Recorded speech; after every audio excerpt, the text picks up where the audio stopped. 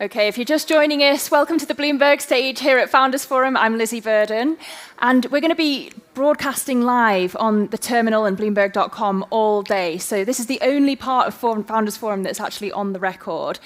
Our next conversation is going to be between Tom McKenzie, anchor of Daybreak Europe, which for the early birds is on Bloomberg TV at 6 a.m. London time every day. Tom's actually got a new show coming up this week. It starts tomorrow at 6:30 a.m.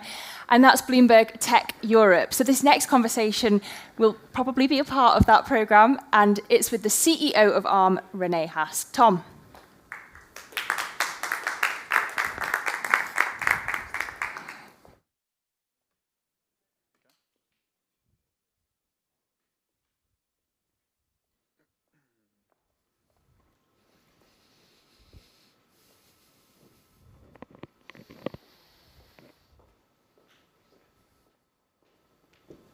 Rene. I made it. You well? I'm good. It's going to start filling up. Thank you very much. Look, it's always a bit intimidating interviewing someone who is also an interviewer, because of course you have your podcast as well, so everyone should be listening to Rene's podcast. Some really great interviews as well with leaders in the field. I want to start with what we've been hearing from Jensen Huang and how that ties into the ARM story, because Jensen Huang, the CEO, of course, of NVIDIA, has been in London, he's been in Paris, and he's been making a pitch, essentially, that we have the ingredients in Europe and the UK when it comes to talent, when it comes to venture capital, when it comes to research from our universities, but what we are missing is the infrastructure piece. And as we think about national AI or sovereign AI, the spending that's being put to place in the UAE, we've seen the announcements there, the spending, the build-out data centers in the US, hundreds of billions of dollars, and now maybe some movement in Europe and the UK. How does ARM tie into the sovereign AI story? What does it mean for your business strategy going forward as you try and take advantage of that? Yeah, well thank you for hosting me, and thank you for the call out on the podcast, so I can flip this around at any time. And now you're asking me to comment on something Jensen said, so I'm going to get PTSD from my NVIDIA days and when they tried to acquire us. To your point, in terms of infrastructure spending, everything that's going on, whether it's the Stargate announcement in North America that took place in Washington in January, or the announcement that we just had in the UAE, clearly scale matters at this point in time when we look at the huge amount of demand for compute, whether it's training and now increasingly inference, which is a multi-tiered problem. Obviously, there's access to product, and that's where Jensen plays, but we play there too, just to remind folks.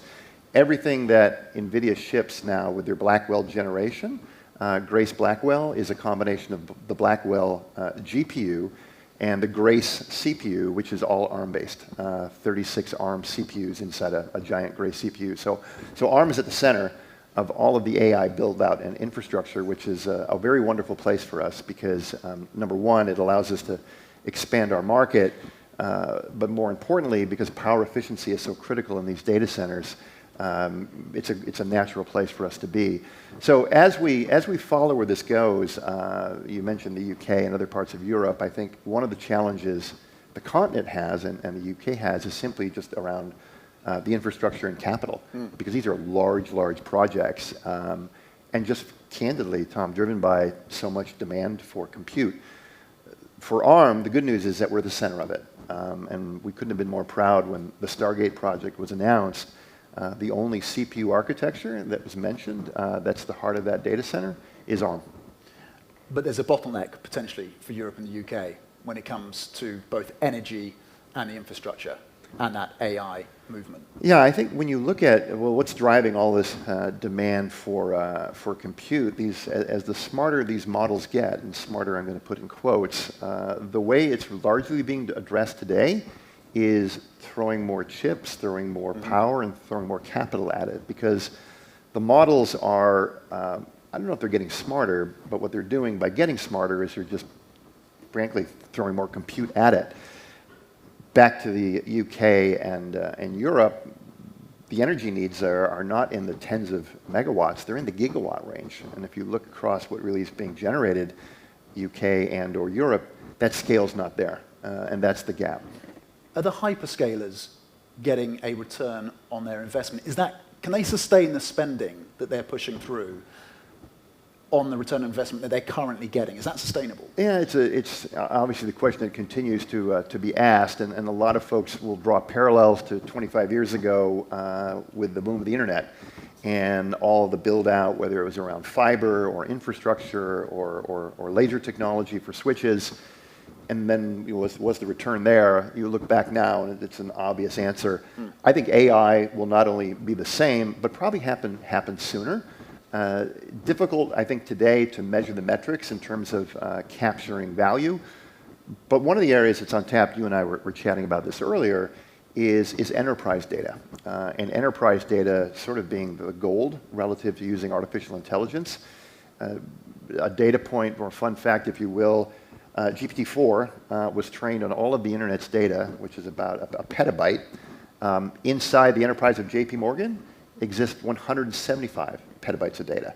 Now, that may be data, not so much information, but the point being that inside the enterprises is a huge amount of data that has yet to be unlocked to provide value. So I think whether it's AWS or Microsoft or Google or Meta, I think they all see that in the end state, there's huge value to be gained, and the investments, you can see why they're investing there. And you've positioned Arm to take a bigger slice of the data center market with some success as well. But computing or AI on the edge, on our devices, whether it's our smartwatches or our smartphones or other devices, when does that become a bigger slice of the market versus the data center? How do you think about that balance between the amount of AI inference we're doing on data centers versus actually on our device? Yeah, so ARM exists everywhere. We are in 300 billion devices since we were incepted, 30 billion devices just in the last year. And just by way of context, 200 million laptops approximately was shipped in the last year. So when you look at that scale, ARM is everywhere. So we have a very good lens in terms of what workloads are running where. Now, to your direct question, we view AI at the highest level as another software workload. And history has taught us that over time, workloads run in a combination of a local device and a cloud device for reasons of latency, security, efficiency, et cetera, et cetera. So then you ask the question, well, why hasn't that happened yet? The AI models are moving so rapidly that it's been very difficult for the hardware to catch up. Data point. If you have a mobile phone, smartphone, that phone that you bought in the last 6 months, that went into production probably 6 months prior. The chip that was designed for that phone probably went into production a year earlier, so let's say 2023. The IP that ARM developed for that phone was probably developed in 2022, and we started thinking about the ideas in 2021. You couldn't spell large language model in 2021. People were not thinking about running AI at the edge. So the challenge that we get, and for engineers, it's very much a first world problem because we love to work on very difficult things, such as how do we develop chips and IP that's more efficient that can run these workloads, but it takes time. But they're catching up rapidly, and I do anticipate in the next number of years, you will see inferencing taking place locally as well as in the cloud. Okay, so that happens in the next couple of years. On data centers, when does the ARM architecture become the dominant architecture? It's now x86 is the dominant architecture. When does ARM's architecture become dominant in data centers? What's the time frame around that? Yeah, my legal team always cautions me around the world we're dominant, so I'm going to use prevalent as maybe a better word. We're there now. Jensen at GTC talked about the Hopper generation to the Blackwell generation, and he showed a slide, I think, where in the first 4 months of production from the hyperscalers, there were 1.3 million Hoppers. In the Blackwell generation, 3.6 million, so almost a 3x jump. Hopper is 0% ARM. Blackwell, Grace Blackwell, is literally 100% ARM.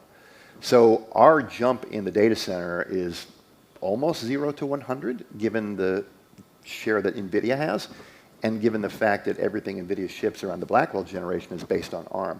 And when you combine that with all the work that we've done with general purpose compute with companies like AWS with Graviton, Microsoft Cobalt, Google Axion, we think the numbers for ARM in the data center today are probably greater than 50% and will only grow from there over the next few years. You've worked with Jensen, obviously, and you have this relationship with him. Is there any way back for NVIDIA at this point? I'm sorry. Is there any way back? I mean, they're just outperforming. They're turning over revenues in a quarter, equivalent to Intel's revenues in a year. Yeah. Yes, I spent a lot of years in NVIDIA. NVIDIA almost acquired ARM. I've known Jensen for a long time. Deep respect for him and admire him. He's a very, very fierce competitor, innovates very, very quickly. Whether there's anyone who can overtake NVIDIA, I think history again has shown that optionality always wins at the end of the day. People want to have choice of solutions, choice of architectures, et cetera, et cetera. It's a long, long game in terms of where things play out. I like ARM's chances, just broadly speaking, because we're the only company that can address AI, whether it's training and inference in the data center or inference and running in something as small as earbuds. That's a difficult place for NVIDIA, because when you think about where ARM's domain is, we're very, very good in areas where we're not plugged into a wall and you're having to run up a battery and milliwatts count. That traditionally has not been a great area for big GPUs. So I think in the long, long game, I like our chances in terms of the broad platform. Well, another big personality in this space is Masayoshi Son. Of course, you have and are in regular contact with, given his ownership, his stake, his sizable stake, of course, in ARM. And SoftBank has been on an acquisition spree around chips, obviously. Ampere is the most recent one. What is Masayoshi Son's, what is SoftBank's longer-term strategy when it comes to chips? Are they thinking about a chip to rival NVIDIA? Yeah, so what I can say, SoftBank is a 90% owner of ARM.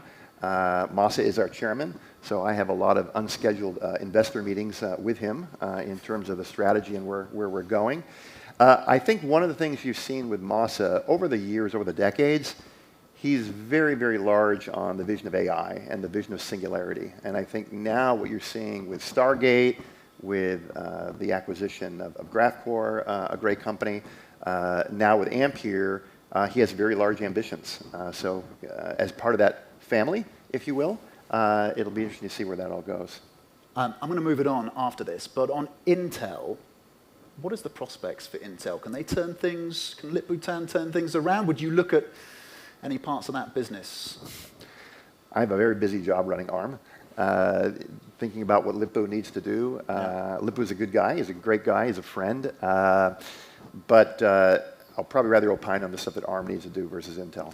We have a big job. OpenAI, Johnny Ive, that's one partnership. It's the best. And they have aspirations to build some kind of hardware device, embedded AI. They've also suggested maybe that they want to get beyond the smartphone era. They want to replace smartphones. What could they be working on, Rene? Yeah, so I think if you listen to Sam Altman when he talks publicly about OpenAI and the vision that he has, it's not a large language model vision. It is about OpenAI as being a platform company.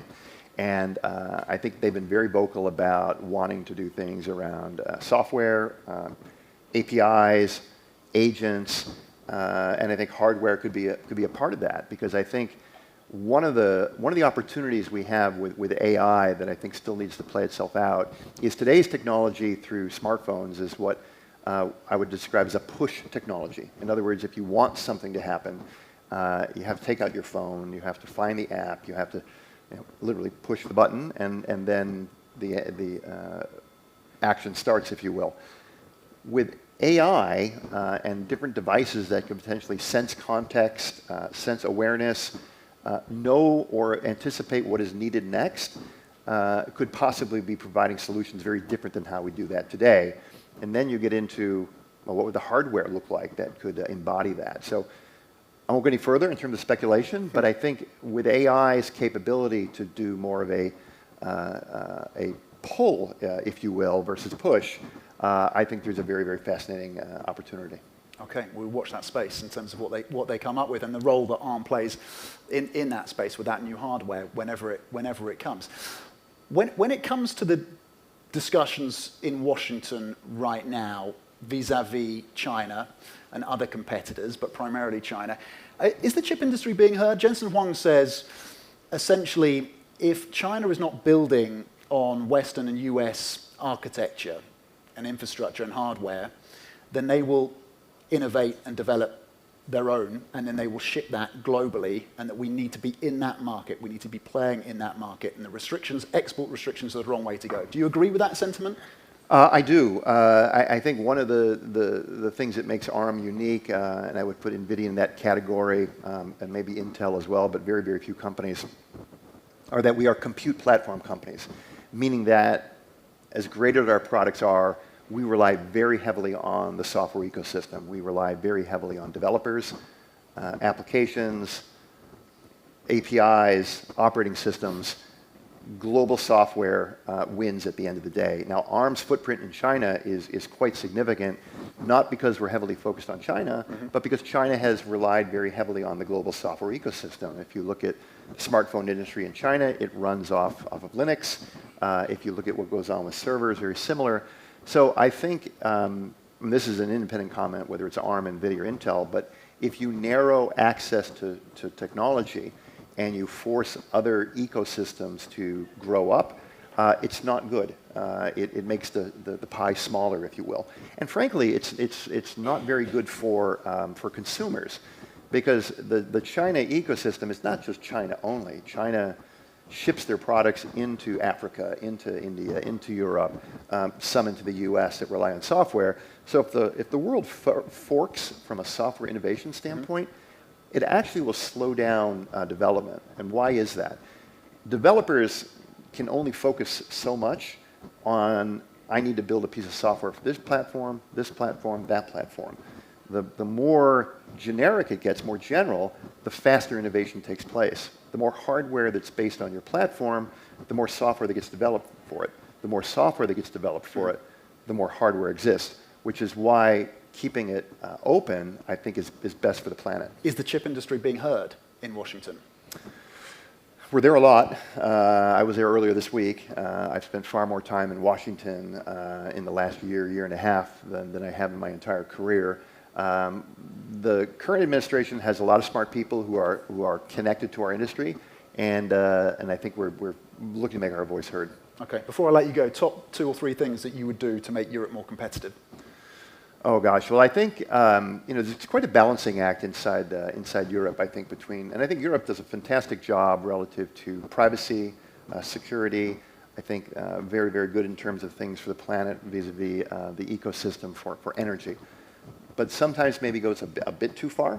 And I think Europe and the UK should look at other parts of the world, whether it's China, whether it's the US, whether it's the Middle East, and potentially modulate their responses relative to where the other markets are going, because demand for this tends to go to the path of least resistance.